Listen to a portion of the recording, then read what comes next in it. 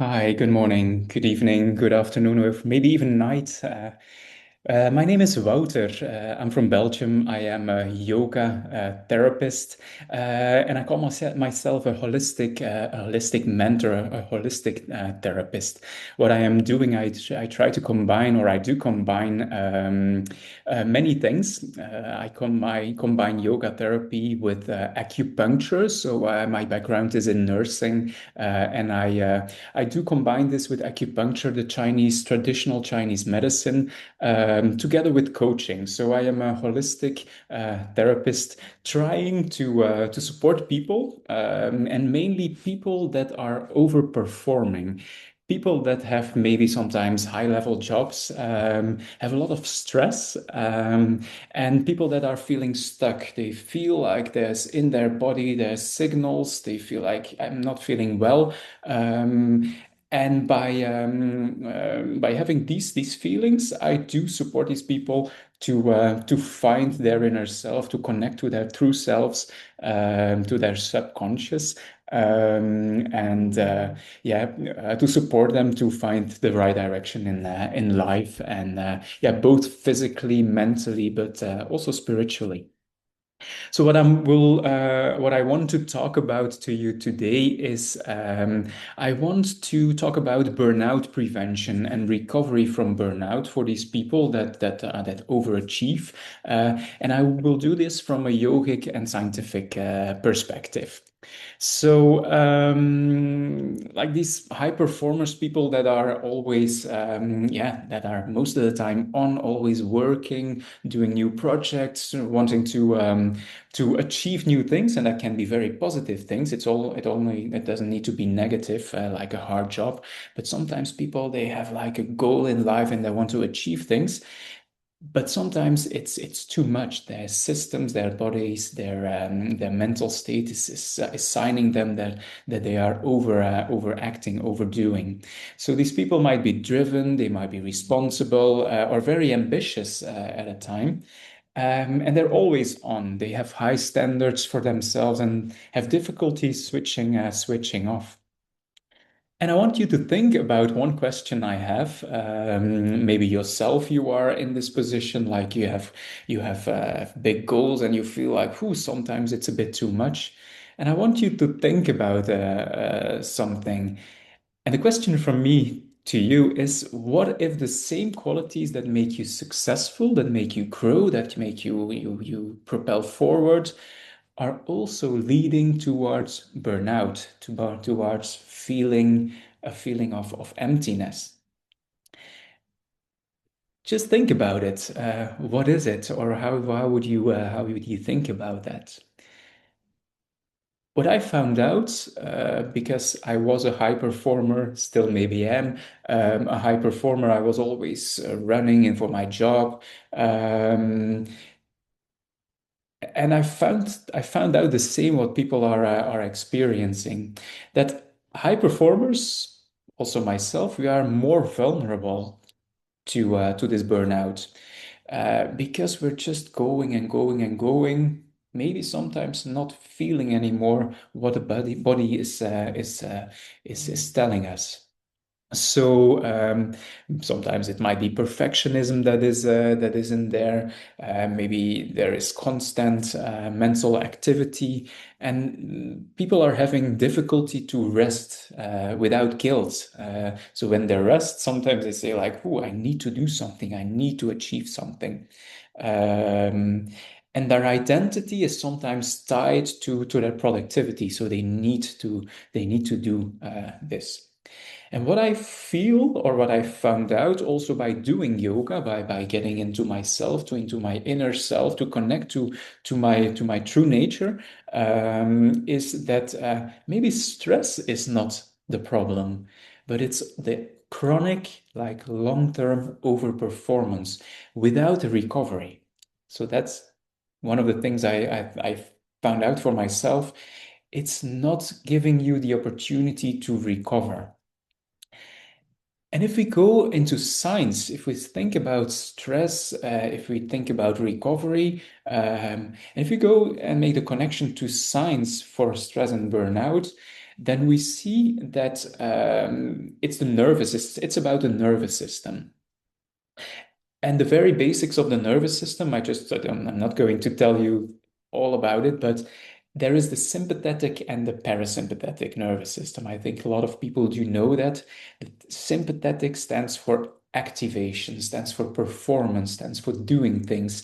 It's also in traditional Chinese medicine, it's the yang. It's bringing you into action. So that is the sympathetic part. We also say that is the fight flight mode that is activating ourselves to fight this animal, for example, in the past. Um, Next to the sympathetic, there is the parasympathetic nervous system, which stands for recoveries, which stands for regeneration, for relaxation. And we need to have that part as well. Um, in traditional Chinese medicine, that stands for the yin energy, yin yang. Also, that is the relaxation mode to the fight flight mode. So, what is a problem if you're overachieving when you're always working, trying to achieve things, trying to build, trying to grow? Is that your sympathetic nervous system is overactive. It is chronically stimulated, and there's not enough time or place anymore for the parasympathetic to balance out. And it's very important to have this yin, this yang balanced out, to have this sympathetic, parasympathetic balanced out, to have this fight flight balanced out against the relaxation mode. So what happens in high performance is that their system gets stuck in this drive mode, in this sympathetic part, and their cortisol in their blood. So cortisol is a substance in the blood that can be measured. The cortisol is getting up because that is activated by the adrenal gland. And we need that cortisol to become activated. But when it is overactive, when there's chronic overactivation, this cortisol level will drop down again. And that's why people get the feelings of being burned out, because there's not enough cortisol anymore in the morning, for example, to get up and to rise, to get into action. And next to that, people feel that they have reduced recovery capacity. So it takes very much time. It's very difficult for people to recover after they had or have this their activation time. So that is for the cortisol level, for the nervous system. But if we look at the brain, we see that the amygdala, which is an emotional part in the brain, that it is overactive, that it is always in alert mode, and that has reduced prefrontal clarity. So the focus, the decision making for people being in or getting into pre-burnout, getting into burnout, they're not clear, or their clarity is not that high anymore, that clear anymore. So for me, my key message before we get into yoga is that burnout is a physiological dysregulation and not a lack of resilience. So it is something that is happening into the body. Um, and then I come to the part of prevention. And I see that people keep working, and that we, in Europe, for example, in Belgium, where I live, but I think I've been speaking to many Indian people as well, that also in India, and I think in the rest of the world as well, that we need to perform, we need to be there and to stand for something, to be seen, to perform. And it's very difficult for people. And what I see is that most people, they wait until there is a breakdown, until the burnout is really there, and then they fall very deep, and then they need a long recovery to get back on track. So it's the lack of prevention that I definitely see in Belgium and in Europe that causes, according to my opinion, of course, also research is done on that, that this lack of prevention is something we can work on and we can be aware of. So what I see is that burnout is building silently over time. People are not aware of this tension of the things, the cortisol level. They're feeling tired. They just keep going.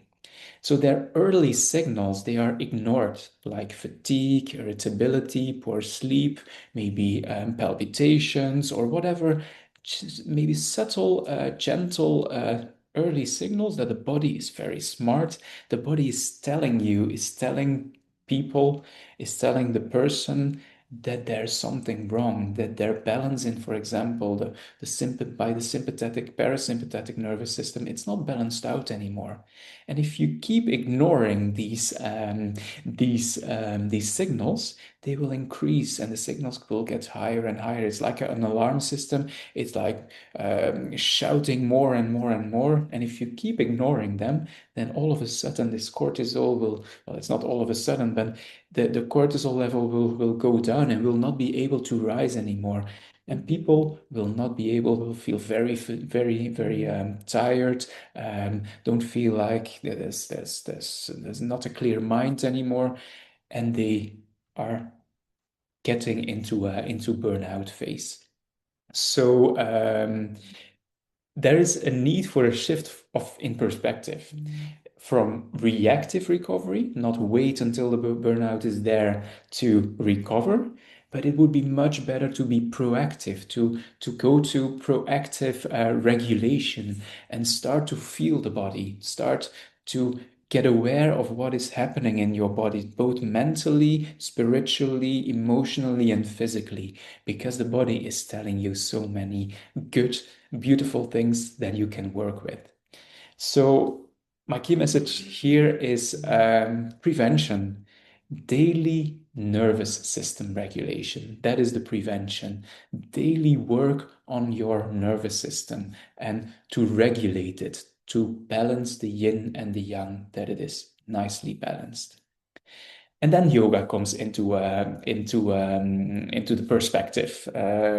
So yoga as a preventive philosophy, it's not yoga is not just exercise. It's not only the asanas, but it is a system. It's a way of sustainable living. So if you introduce yoga into your daily life, that will help you so much.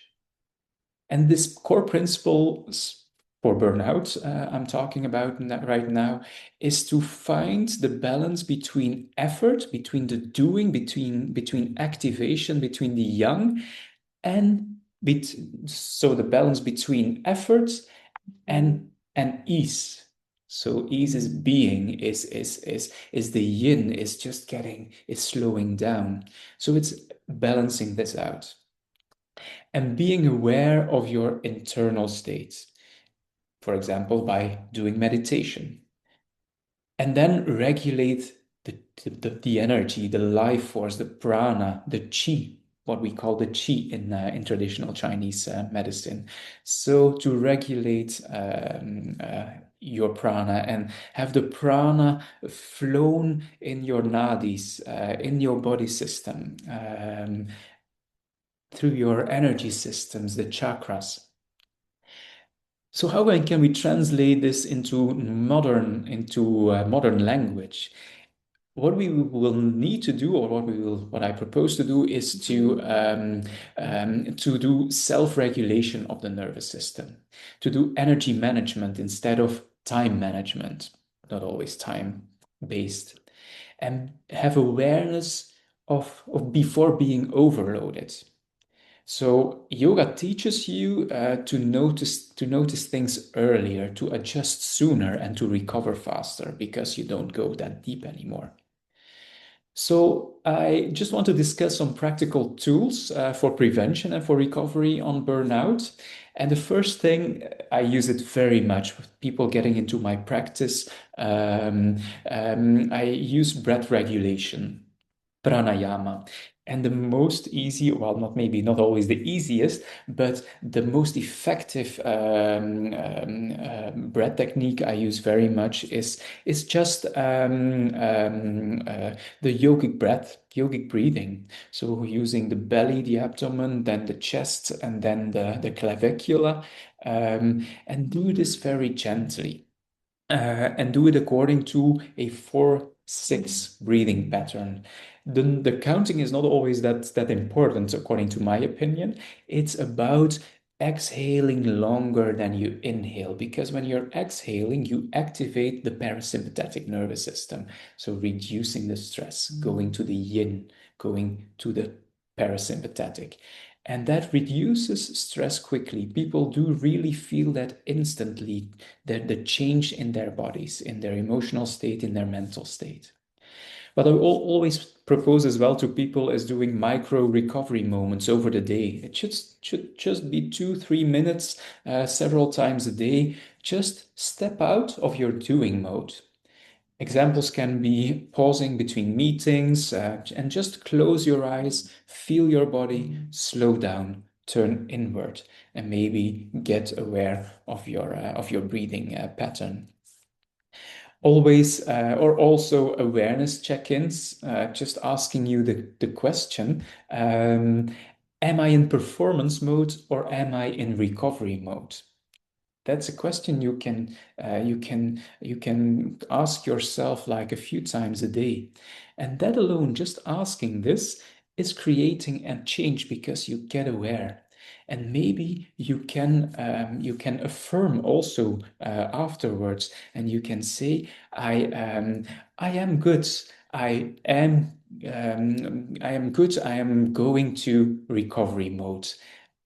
Today or now is the time to go to recovery mode. Just affirm to yourself that you are okay and that you can go to recovery mode. So for me, it's about redefining performance. It's not about I mean, sustainable performance is not the same as a constant output. So people sometimes, when you're high performance, when you are perfectionist, you just need to continue going. You always need to have outputs. That's what people sometimes feel and think. But sustainable performance is not the same. You can perform, you can create things in life and world in the world, but try to do this sustainably. So true high performance is cycles of stress combined with recovery. So we need to get into action, but then take also your time to recover. It's about clarity, it's about energy, and it's about resilience, to focus and to be aware of these keywords.